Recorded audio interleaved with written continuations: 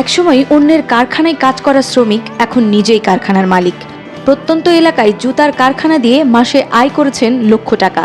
এই কারখানা দিয়েই বাজিমাত করেছেন কুড়িগ্রামের উলিপুরের সোলাইমান হোসেন।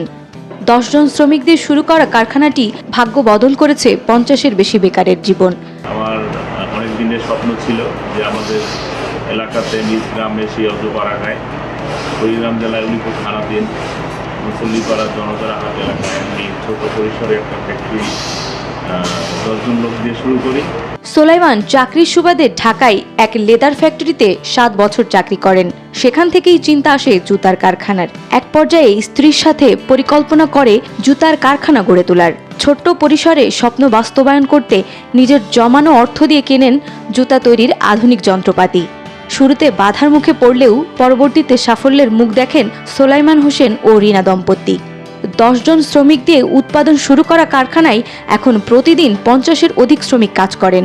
বাড়ির পাশে কর্মসংস্থানের সুযোগ হয় খুশি শ্রমিকরা। আমাদের এলাকায় ফ্যাক্টরি দিচ্ছে আমাদের ভালোর জন্য। এখন আমরা বাইরে থেকে ডিউটি করতেছি, আমাদের অনেক ভালো হয়েছে। যদি অনেক বড় হয় আমাদের জন্য অনেক ভালো হবে।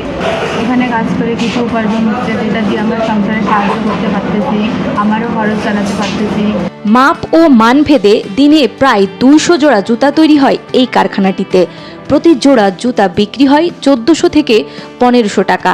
দিনে প্রায় 1,80,000 টাকার জুতা তৈরি হয় এই কারখানায়। সরকারি বেসরকারি সহায়তা পেলে ভবিষ্যতে কারখানা পরিধি বাড়ানোর প্রত্যাশা করেন সোলাইমান সহ শ্রমিকেরা। সেই সাথে বিদ্যুৎ বিভ্রাট থেকে পরিত্রাণ চেয়ে সোলাইমান সহযোগিতা চেয়েছেন সরকারের কাছে। আমাদের একটা বড় সমস্যা হচ্ছে ঘন ঘন বিদ্যুৎ চলে যায়। সারাদিনে আমরা দেখা গেছে 3-4 ঘন্টার বেশি বিদ্যুৎ পাই না।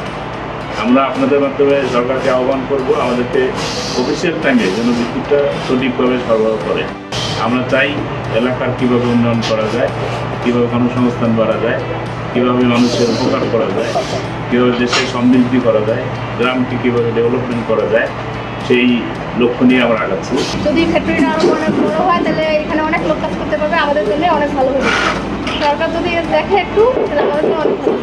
কর্মমুখী শিক্ষা, বেকারত্ব নিরসন সহ বাজার ব্যবস্থা বৃদ্ধির লক্ষ্যে বিসিক শিল্প এলাকায় প্লট ও প্রদর্শনী সহ সকল সুযোগ সুবিধা দেওয়ার পাশাপাশি সর্বাত্মক সহযোগিতার কথা জানান বেসিক কর্মকর্তা।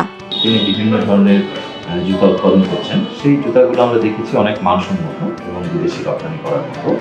তিনি আমাদের বিসিকে আসলে আমরা তাকে সহযোগিতা করব, তাকে আমরা ঋণ প্রদান করতে পারি, তাকে আমরা আমাদের এখানে যে প্লট আছে হস্তান্তরের মাধ্যমে তাকে আমরা সেই প্লটও দিতে পারি এবং তাকে তার পণ্য প্রদর্শনের জন্য